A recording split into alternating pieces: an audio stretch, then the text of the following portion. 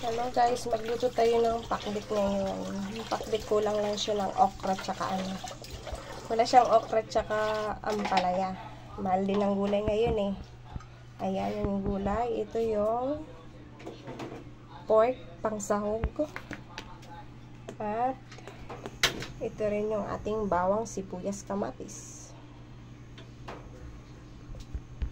Ayan, naluto na natin ng konti yung pork.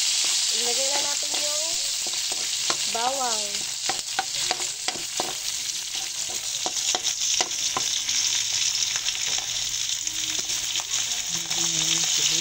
Sibuyas, ilagay na rin natin. Hayaan natin siya mag golden brown.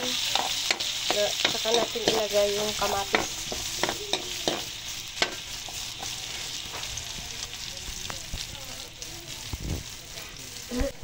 Ilagay na natin yung kamatis. Hayaan natin siyang madurog. Mas masarap yung kamatis pag durog itong luto sa gulay. Kung saan ka man.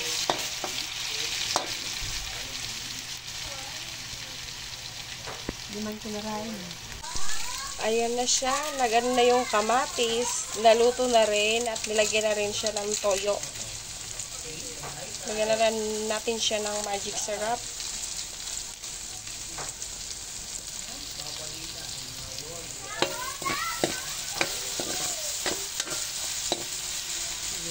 Lagay na natin yung gulay.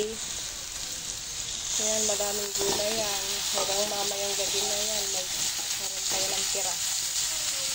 Mamayang gulay. Isang lutuan.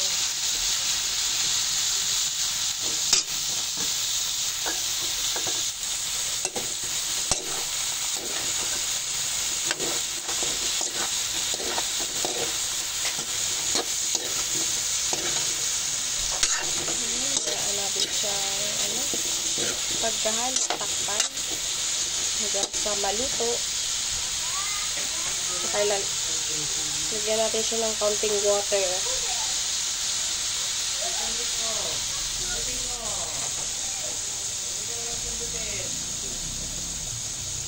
At ayan ang ating gulay, malapit na maluto. Konting ano na lang, konti na lang na pakulo.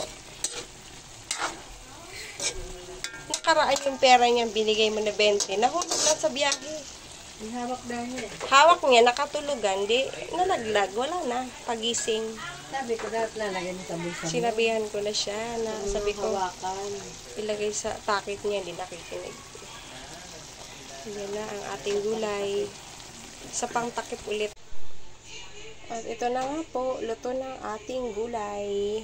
Kakain na lang mamaya. Thank you for watching. Bye!